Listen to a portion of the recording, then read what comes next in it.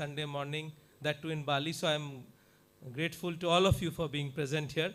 I hope that you will continue to be present throughout the day and not disappear as the conference proceeds. So I just want to tell everyone to be present here because I think the technical sessions that will follow will be the most interesting part of today's conference and will really bring forth what we mean by the, the title of this conference, which is Echoes Across the Waves, revisiting the intersections of India and Indonesia's cultural heritage.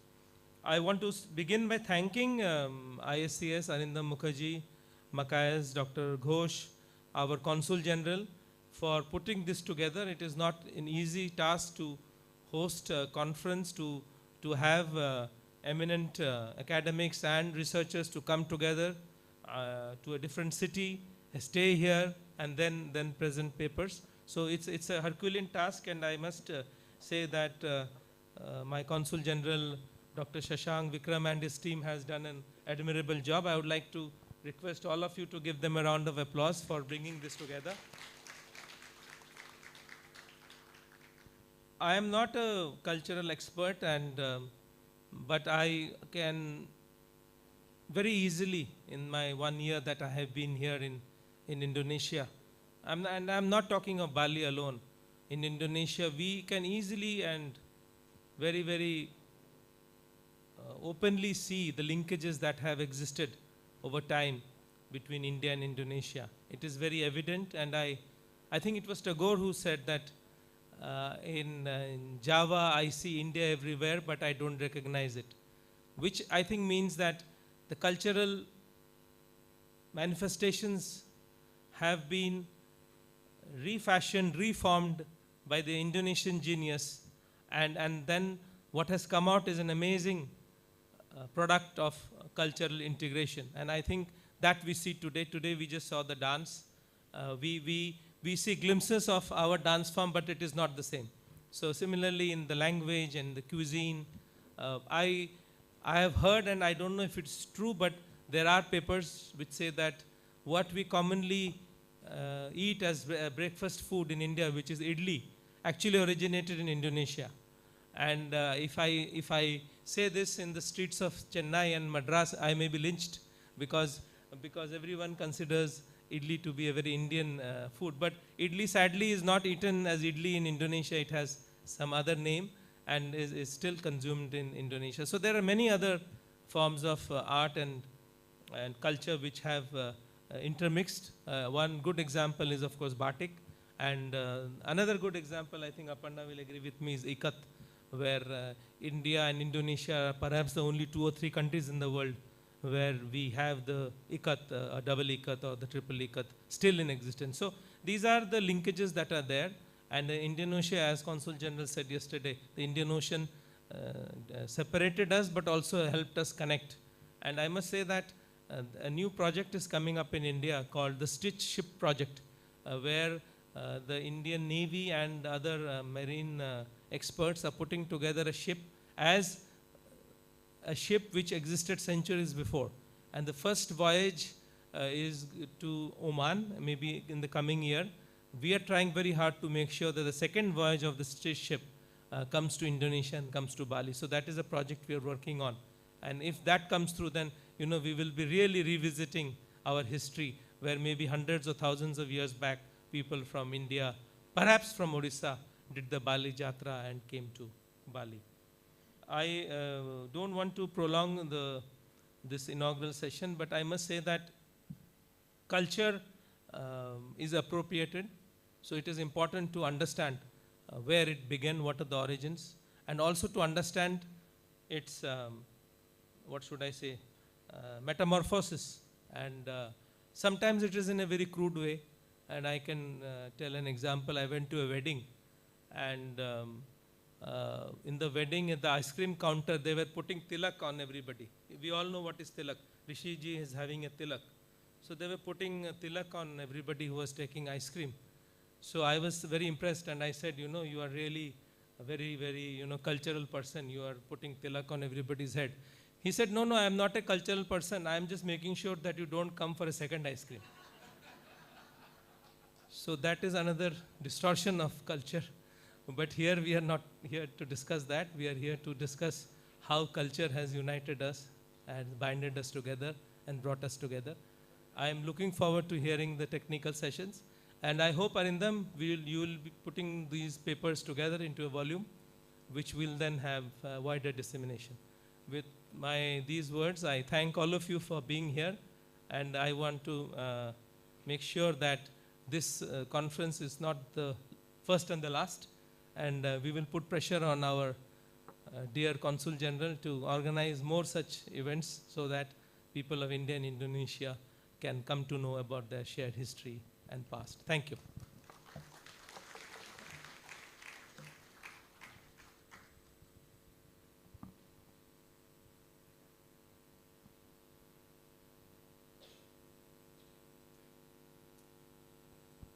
Thank you very much. Once again, ladies and gentlemen, let's give a big round of applause to the Ambassador of India to Indonesia and Timor-Leste, His Excellency Sri Sandeep Chakravorty. Distinguished guests, ladies and gentlemen, we would now present a video message by His Excellency Sri Gajendra Singh Shekhawat, Minister of Tourism and Culture, Government of India.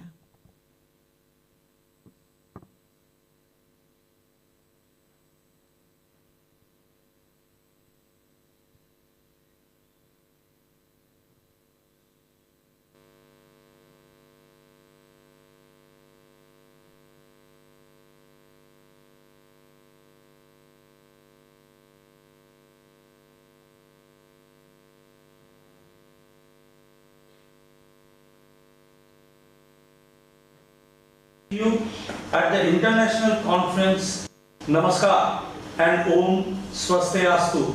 I have the great pleasure of addressing you at the international conference Echoes Across the Waves, revisiting the intersection of India and Indonesia's shared cultural heritage in Bali, Indonesia.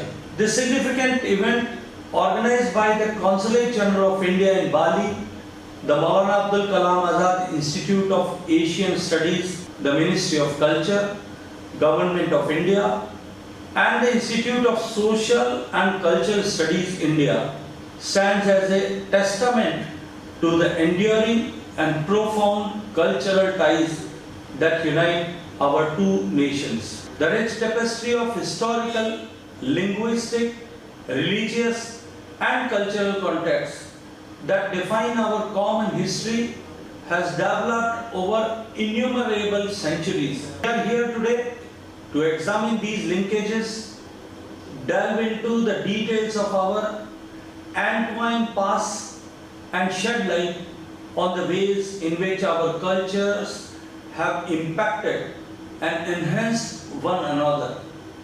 One of the primary objectives of this conference is to explore the historical exchanges between India and Indonesia.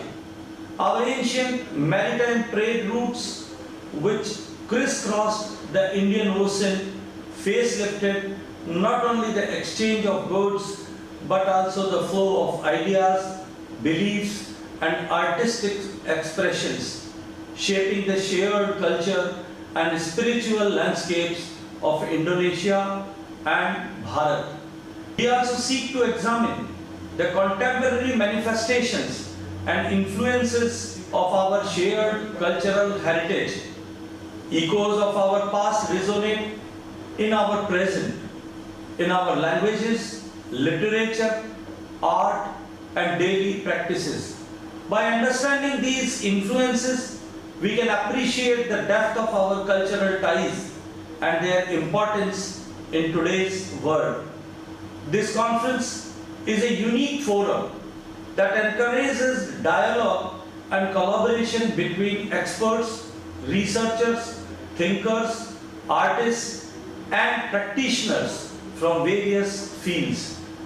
Through these interdisciplinary discussions, we can gain new insights and perspectives, paving the way for innovative research and creative expressions. As we embark on this intellectual journey, let us delve into a comparative analysis of our linguistic and literary traditions. the rich tapestry of Indian and Indonesian languages and literature offers a fascinating field of study that reveals common motifs and unique expressions born of our cultural interactions. The stories of the Ramayana and the Mahabharata have been traced back to the 1st century in the Indonesian islands. These versions are very similar to those found in the southeastern part of the Indian subcontinent. From the 4th to 15th century, Java witnessed the rise of numerous Hindu and Buddhist kingdoms, marking what is known as the classical Javanese era. During this period, Hindu, Buddhist literature, art and architecture flourished under royal patronage, becoming deeply embedded in local culture. This era saw the construction of many magnificent temples, including the famous 9th century.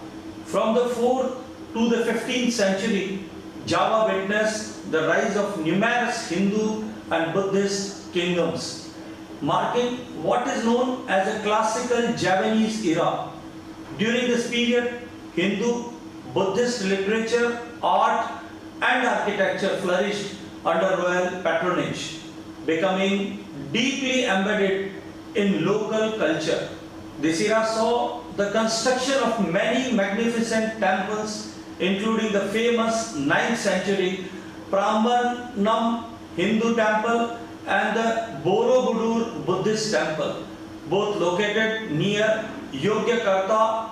These iconic structures, now designated as World Heritage Sites, stand as enduring symbols of the shared cultural and religious heritage of both the countries.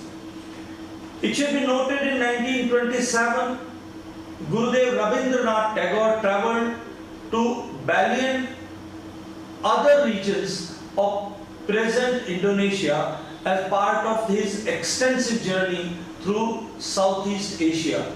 During this visit, he recognized the deep historical and cultural connections between India and Indonesia, which had been established through centuries of trade, migration and religious exchange.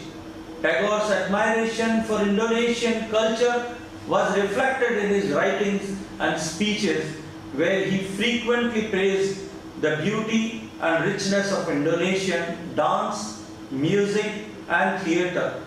His experiences and reflections on Indonesia not only enriched own creative works but also reinforced his vision of a world where different cultures could learn from and inspire one another. The cultural exchange between India and Indonesia in the modern era has been marked by a vibrant and dynamic interplay of artistic, educational and diplomatic interactions, strengthening the historical bonds between the two nations.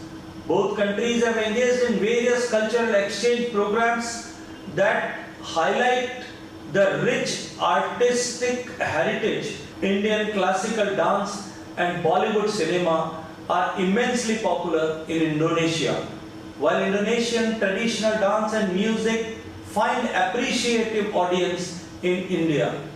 Educational exchanges and collaborative research projects have also fostered closer ties, with cultural festivals and exhibitions regularly showcasing the heritage of both nations, reflecting on the cultural exchange between India and Indonesia in the modern era. We must also seek opportunities for further research, preservations and promotion of our shared heritage.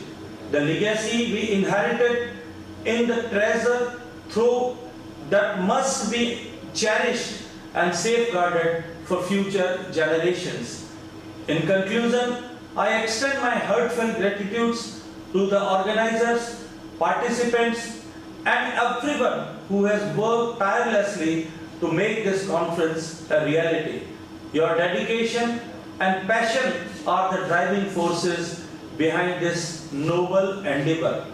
May this conference serve as a beacon of knowledge, understanding, and collaboration. Let us embark on this journey which open hearts and minds, celebrating the echoes of our shared past and forging a future that honors and preserves our rich cultural heritage. Thank you very much. Namaskar and Om Swastiastu. Thank you very much for the insightful messages, Honorable Minister of Tourism and Culture, Government of India. Distinguished guests, ladies and gentlemen, we are now preparing for the first plenary session with the theme Waves of Exchange, Exploring Ancient Maritime Trade Routes in the Indian Ocean. Are you ready to join the first plenary session? Wonderful. But before that, ladies and gentlemen, we invite you to grab a cup of coffee on the right side of this hall and kindly return to your seat as we are preparing for the first plenary session. Sekali lagi Bapak Ibu, kita akan lanjutkan ke sesi plenary session yang pertama. Bapak Ibu kami persilahkan bisa menikmati kopi yang tersedia di sebelah